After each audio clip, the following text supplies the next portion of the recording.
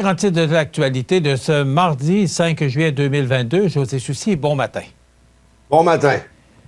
Écoute, la nouvelle sur ce qui se passe actuellement, sur l'histoire du communiqué de presse, parce que tout part de là pour cette conférence de presse qui a eu lieu le 30 mai dernier, là.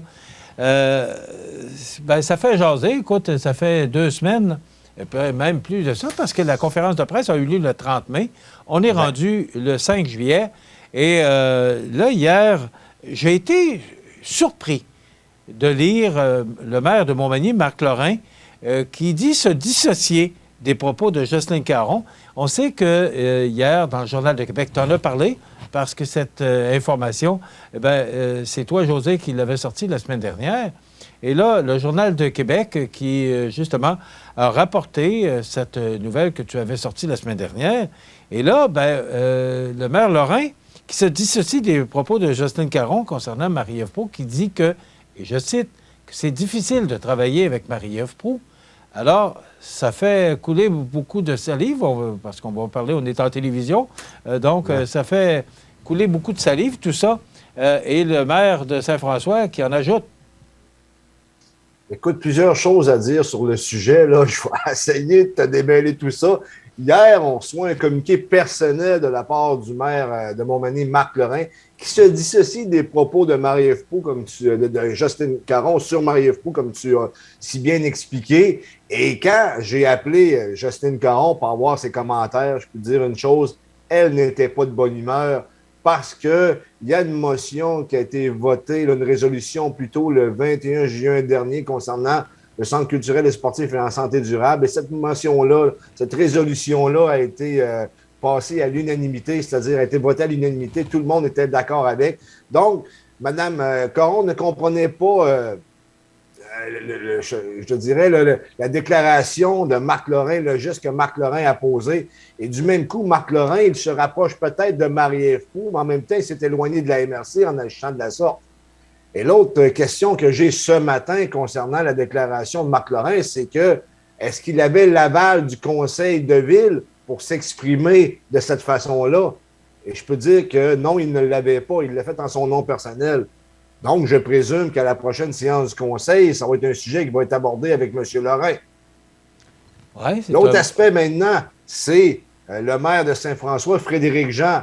Lorsque j'ai fait la mise à jour sur le texte, parce que M. Jean m'a appelé directement, je le connais, mais sincèrement, c'est un chic type. J'ai toujours une très bonne relation avec le maire de Saint-François. Sauf qu'on m'a rappelé après pour me rappeler justement que Frédéric Jean, c'est le cousin à Marie-Ève Proulx. Il faut se rappeler également que Frédéric Jean s'était présenté à la préfecture. Il a été défait par 2-3 voix par Jocelyne Caron. Donc, tu n'as pas le choix d'en parler. Tu ne peux pas faire abstraction de lorsque tu parles du cas de Frédéric Jean, bien qu'il y avait des arguments. Là. Lui, ce qu'il dit, c'est qu'il faudrait qu'on avance, mais en même temps, il commençait à être tanné, mais il est tanné du comportement de la MRC. Il comprend également que Marie-Ève Proulx a son style de gestion, son style de leadership, mais quand même, ça commence à brasser fortement. D'ailleurs, la déclaration du maire a été reprise dans le Journal de Québec, je pense ce matin à TVA, j'ai vu ça, même qu'on a enfin cité CMA-TV, alors que pour le texte d'hier, on n'avait pas cité CMA-TV.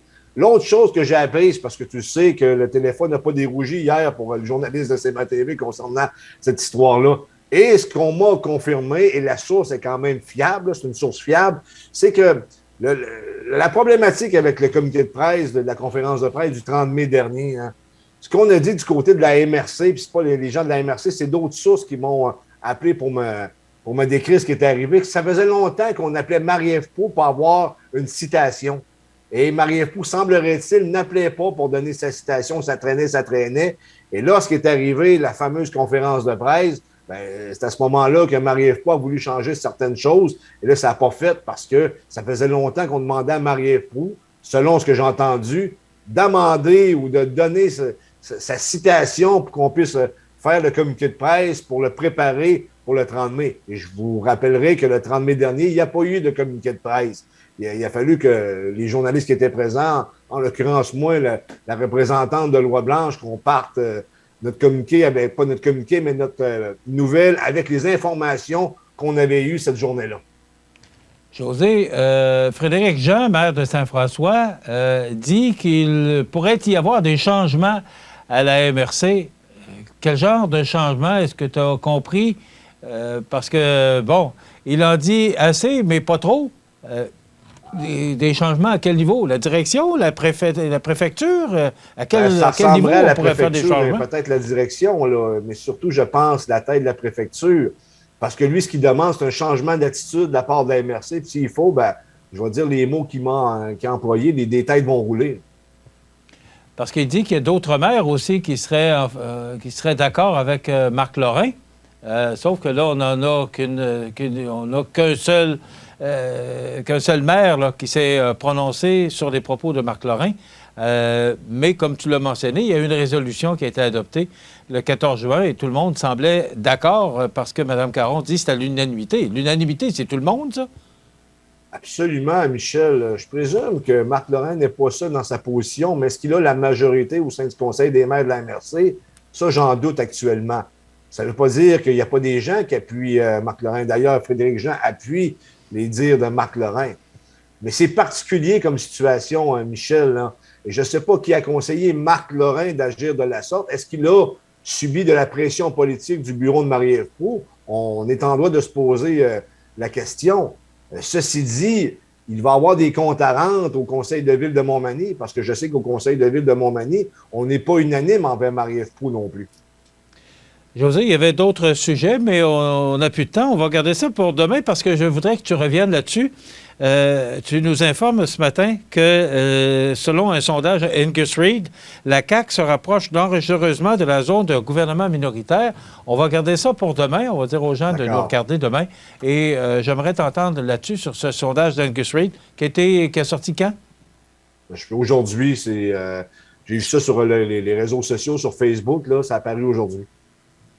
OK. Alors, quelques secondes pour nous parler de cet accident, là, un homme de 55 ans qui a frappé un poteau hier à Berthier. Oui, c'est arrivé hier là, sur la rue principale S à Berthier-sur-Mer vers 9h et quelques le matin. L'individu en question a subi un malaise et est rentré directement dans un poteau d'Hydro-Québec, ce qui a causé une panne de courant là, qui a sévi, je pense, que jusqu'en fin de la journée dans une partie du village de Berthier-sur-Mer. Et juste une petite parenthèse, quand je suis venu pour prendre ma photo, la directrice de la municipalité est sortie puis a tenté de m'empêcher de prendre une photo. Je ne sais pas pour quelle raison. Je ne sais pas si elle connaissait la personne impliquée dans l'accident. Là. Je lui ai dit poliment que je ne faisais que mon travail et qu'elle n'avait aucun droit de m'empêcher de prendre une photo. Je tiens à le souligner là, ce matin parce que quand je fais mon travail, je le fais du mieux possible et je le fais objectivement. Puis je prends une photo pour pas qu'on reconnaisse les gens non plus, mais il faut un support visuel. Et je pense que je l'ai très bien rendu hier, ce qui est arrivé. D'ailleurs, je le dis dans ma nouvelle qu'elle allait avoir une panne de courant.